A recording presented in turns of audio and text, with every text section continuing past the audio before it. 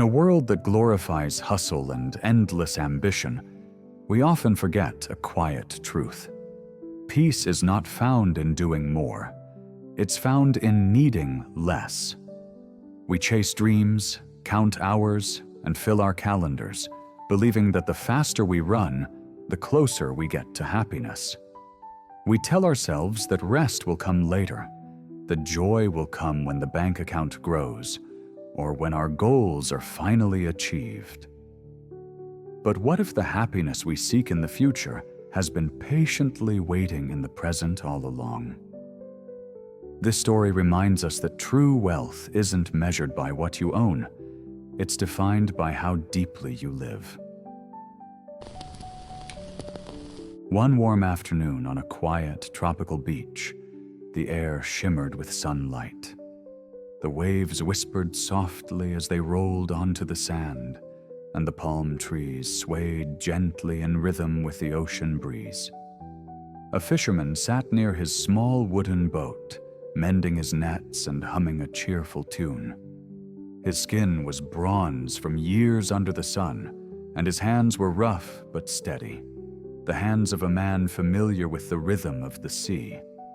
Beside him lay several large, glistening fish, their silver scales catching the light like scattered coins. A businessman, sharply dressed despite the humid air, had been walking along the beach, trying to clear his mind after a long work trip. He carried the weight of his success on his shoulders, a phone full of unread emails, a watch that never left his wrist, and thoughts that never seemed to rest. As he noticed the fisherman's small but impressive catch, curiosity sparked in his eyes. "That's quite a haul," the businessman said, smiling politely. "How long did it take you to catch these?" "Just a few hours," the fisherman replied, still humming as he tied up his nets. His tone was calm, unhurried, as if time itself obeyed his peace. The businessman frowned slightly. "A few hours? Why not stay out longer and catch more fish? You could sell them and make more money." The fisherman chuckled softly. "I have enough for my family today. After lunch, I'll take a nap, play with my children, and later I'll sit by the shore with my wife and my friends.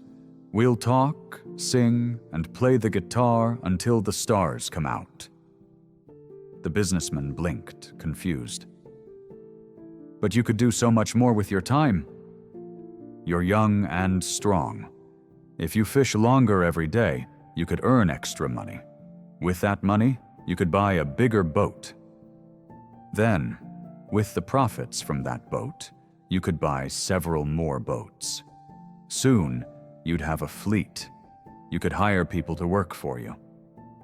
The fisherman looked up, curious now. "And after that?" The businessman's face lit up, excited by his own vision.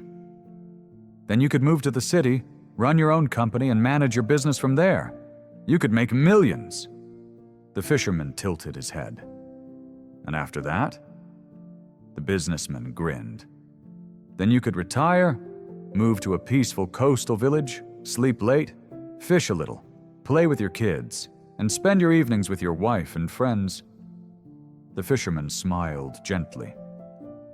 "But that's exactly what I'm doing right now." For a moment, the businessman stood frozen, his mouth slightly open. He looked at the man before him, barefoot, simple clothes, hair kissed by salt and sun, and felt something he hadn't felt in a long time: stillness. He glanced at the sea. The sun reflected on the waves like molten gold. Seagulls circled lazily overhead, calling out as if mocking the noise of the cities far away. The businessman had spent decades chasing the future. Meetings, deadlines, contracts, and endless plans. His success was measured by growth, by what came next, by the next big milestone. Yet standing there, beside this humble fisherman, he felt strangely small. The fisherman's life seemed to hold everything the businessman had spent years trying to earn: peace, joy, time, love. He sat down beside the fisherman, more out of instinct than intention.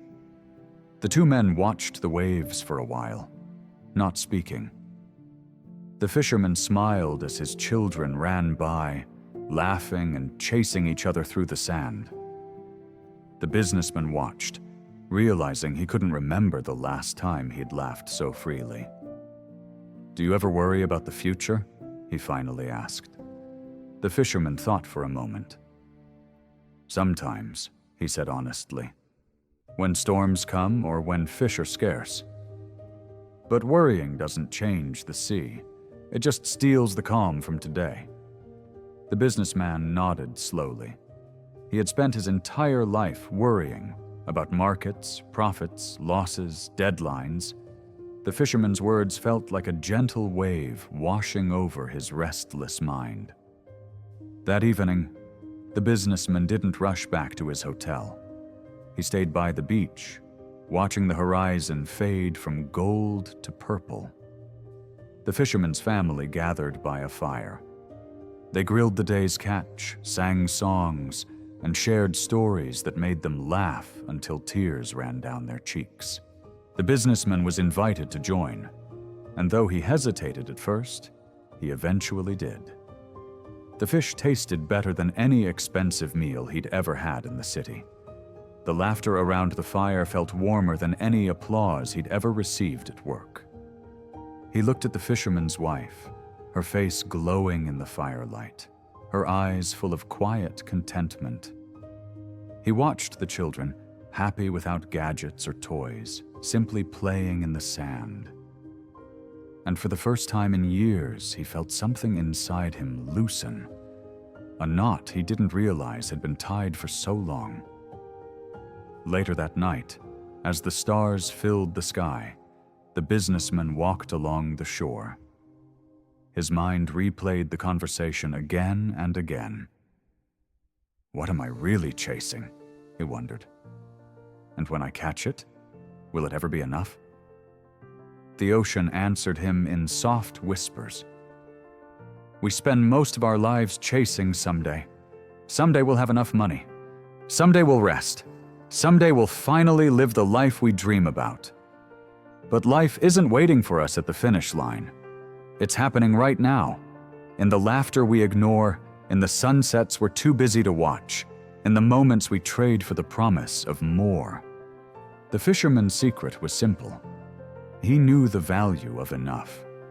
He didn't measure his success in numbers or possessions. He measured it in peace, in how present he could be with the people he loved. True wealth isn't the size of your home, the number in your account, or the title on your business card. It's the peace you feel when you realize you already have what you need. The businessman didn't lack wealth, he lacked contentment.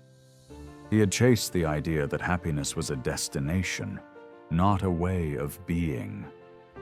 The fisherman, in his simplicity, had already arrived. Weeks later, the businessman returned to the city. But something had changed. He found himself pausing before rushing into meetings, closing his eyes to remember the sound of the waves. He started spending evenings at home instead of in the office.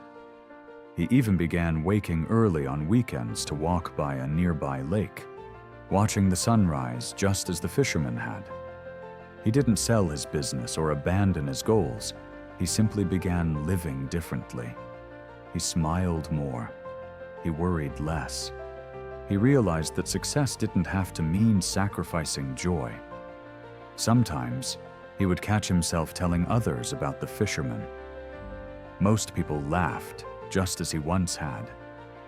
But a few paused, thoughtful, as if something about the story had touched a quiet corner of their hearts. And on some nights, when the city lights flickered like stars, the businessman would imagine the fisherman sitting by the sea, guitar in hand, surrounded by laughter and song, and he would smile because he finally understood. The moral of this story is timeless.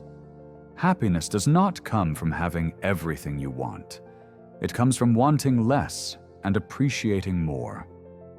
The fisherman lived a life of abundance, not because he had much, but because he felt rich. He owned his time. He owned his peace. He owned his days. The businessman had spent years trying to buy that same freedom, only to realize it was never for sale. In a world that teaches us to measure success by growth, the fisherman teaches us to measure it by grace. Slow down. Look around. You might already be living the dream you've been chasing all along.